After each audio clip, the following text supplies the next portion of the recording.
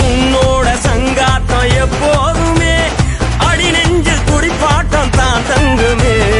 இந்நாள போலத்தான் எந்நாளுமே புதுசாக பொறக்கட்டும் நம் சொந்தமே.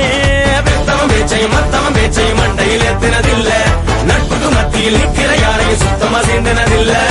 இல்ல இல்ல இல்ல ஜிகிரி தோஸ்து, ஜிகிரி தோஸ்து, மனச பார்த்து பழகும் தோஸ்து.